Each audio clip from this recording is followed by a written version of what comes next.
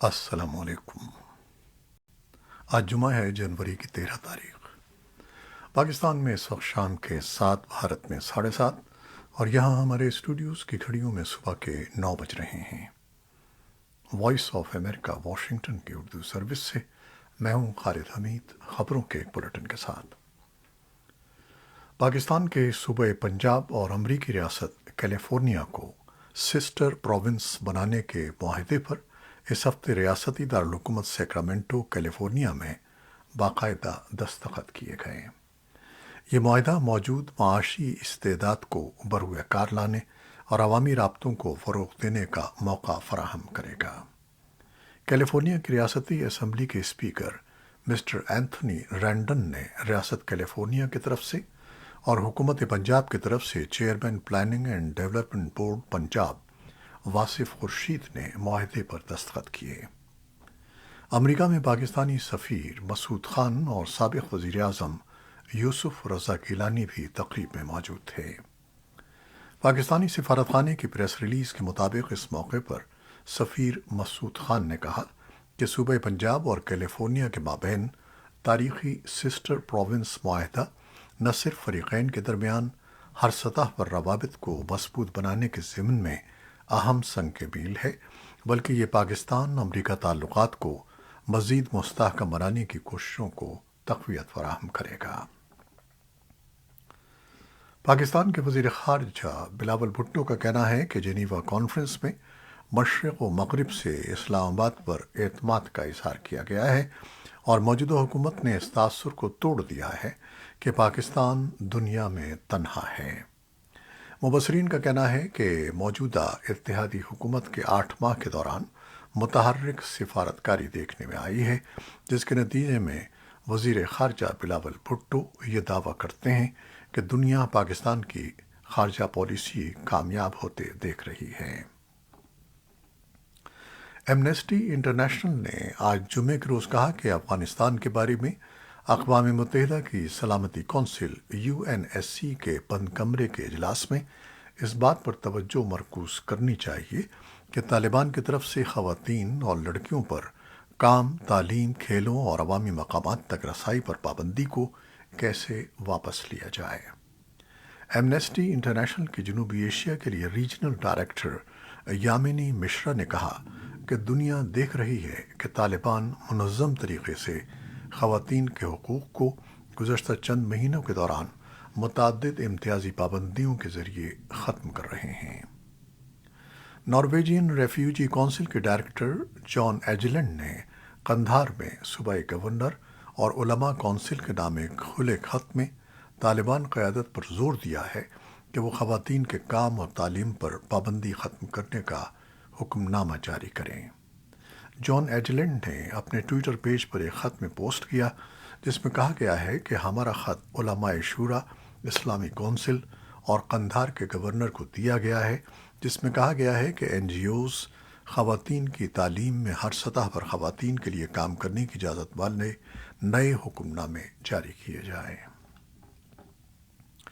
افغانستان میں برسر اقتدار طالبان نے خواتین کی تعلیم پر عائد پابندی میں نرمی کا عندیہ دیتے ہوئے کہا ہے کہ اس عارضی اقدام کے حل کے لیے کام جاری ہے۔ طالبان کی جانب سے یہ بیان جمعرات کو اس مطالبے کے جواب میں سامنے آیا ہے جسے مسلم اکثریتی ممالک کے اتحاد کی جانب سے طالبان سے کہا گیا تھا کہ وہ لڑکیوں کی تعلیم اور افغان خواتین امدادی ورکرز پر پابندیوں کو واپس لیں۔ 57 رکنی اسلامی تعاون تنظیم نے طالبان پر زور دیا تھا کہ وہ خواتین کو تعلیم اور کام سے روکنے کے فیصلے پر نظر ثانی کریں۔ طالبان کے مرکزی ترجمان ذبیح اللہ مجاہد نے جمعرات کو اپنے رد عمل میں کہا ہے کہ ان کی حکومت OIC کے اجلاس اور اعلامیے کا خیر مقدم کرتی ہے۔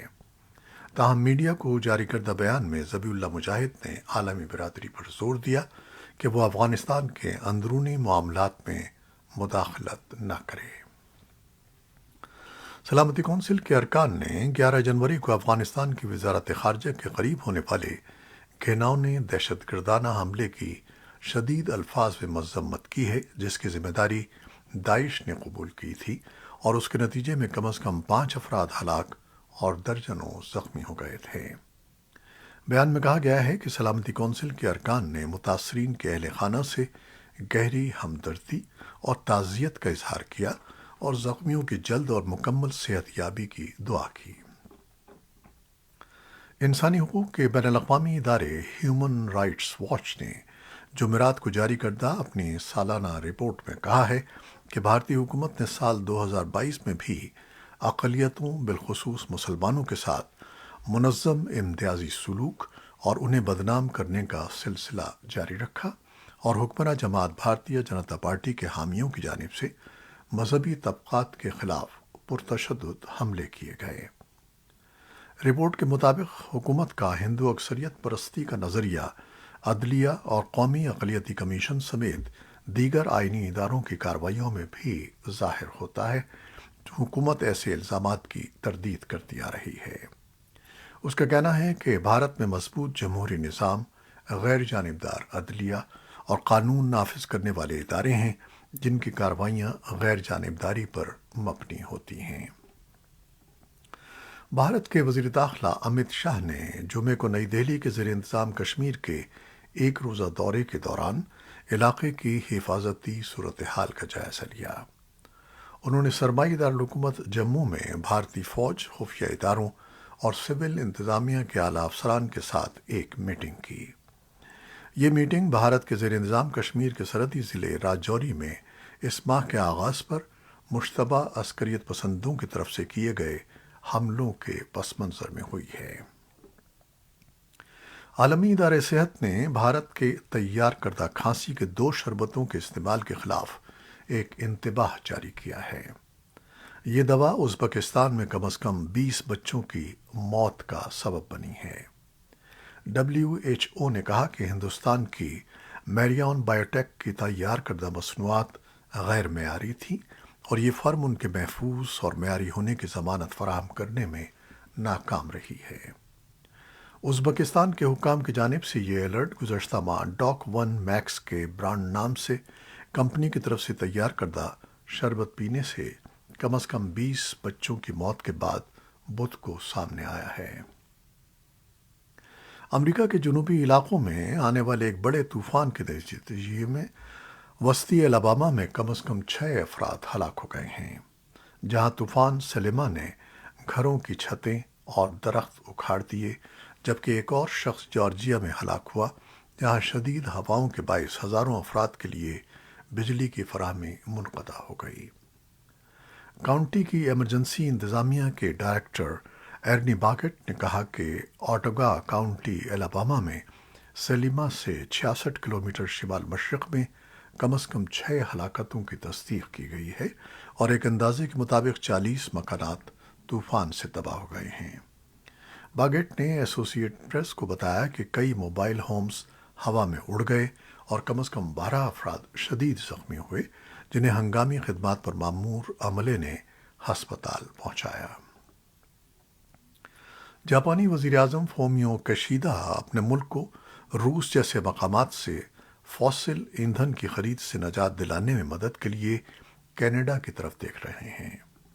کشیدا جاپان کے سربراہ کے طور پر اپنے پہلے دورے پر جمعرات کو اوٹاوا میں تھے، جو دوسرے گروپ آف 7 ممالک کے دورے کا ایک پڑاؤ ہے۔ جاپان کے پاس اس سال G7 کی صدارت ہے اور وہ دنیا کے چند امیر ترین ممالک کے رہنماؤں کے ساتھ ملاقاتوں کی میزبانی بھی کرنے والا ہے۔ روس نے جمعے کو کہا کہ اس نے یوکرین کے قصبے سولیدار کا کنٹرول سنبھال لیا ہے۔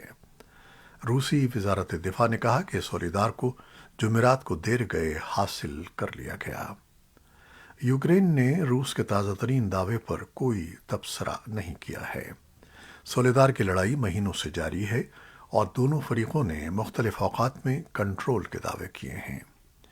یوکرین کی نائب وزیر دفاع ہنا ملیار نے جمعرات کو کہا کہ سولیدار میں شدید لڑائی ہو رہی ہے، لیکن یوکرین کی افواج مقابلہ کر رہی ہیں۔ یہ علاقہ اس تنازع میں بے حد فعال ہے، جس کی وجہ سے صورتحال کا آزادانہ جائزہ لینا بہت مشکل ہے۔ ایک سینئر امریکی ایلچی نے روس کے نیم فوجی گروپ ویگنر کی سرگرمیوں اور سربیا اور دنیا کے دیگر مقامات پر فوجیوں کو بھرتی کرنے کی اس کی کوششوں پر سخت تشویش کا اظہار کیا ہے۔ امریکی محکمہ خارجہ کے کونسلر ڈیرک چالٹ نے کہا کہ انہوں نے جمعرات کو بلغراد میں سربیا کے صدر الیگزینڈر ووسچ کے ساتھ بات چیت کے دوران ان خدشات کا اظہار کیا۔ امریکہ کے ایک میگزین میں حال ہی میں شائع ہونے والی ایک رپورٹ میں کہا گیا ہے کہ ایران ممکنہ طور پر ملک میں خواتین کی جانب سے حجاب قانون کے تعمیل کی نگرانی کے لیے چہرے کی شناخت کی ٹیکنالوجی کا استعمال کر رہا ہے۔ وائرڈ میگزین کا کہنا ہے کہ اگرچہ شناخت کے دیگر طریقے بھی ہیں، تاہم ایران کی جانب سے خواتین کے لیے چہرے کی شناخت کی ٹیکنالوجی کا بظاہر استعمال مذہبی عقیدے کی بنیاد پر خواتین کے لیے لباس کا قانون نافذ کرنے کی پہلی معلوم مثال ہے۔ ایران نے گزشتہ سال کے آخر میں اعلان کیا تھا کہ وہ خواتین کی نگرانی کے لیے شناختی ٹیکنالوجی کا استعمال شروع کر دے گا۔ جرمن پولیس نے جمعرات کو کوئلے کی کان کی توسیع کے مغربی لوئٹزرتیت کو مسمار کرنے کے خلاف سینکڑوں مظاہرین کو ہٹانے کی کوششیں جاری رکھیں۔ پولیس منگل کو اس وقت قصبے میں پہنچی جب ایک علاقائی جرمن عدالت نے مظاہرین کی طرف سے مغربی ریاست نارتھ رائن ویسٹفالیا میں واقع قصبے کی مسماری کو روکنے کی آخری قانونی کوشش کو مسترد کر دیا۔ یہ تھیں وہ خبریں جو فیس بک لائیو پر ہم نے آپ کے لیے پیش کیں۔ ہماری ویب سائٹ، یوٹیوب اور پوڈ کاسٹ پر یہ بلیٹن آپ کے لیے پوسٹ کر دیا جاتا ہے۔ آپ ہمارے بلیٹن کو شیئر کرتے ہیں اور اپنے کمنٹس میں اپنی محبتوں کا اظہار کرتے ہیں، جس کے لیے ہم آپ کے بہت ممنون ہیں۔ اپنی ان محبتوں کو جاری رکھیے گا۔ نیوز ایڈیٹر بہجت جیلانی کے ساتھ خالد حمید کو اب اجازت دیجیے گا۔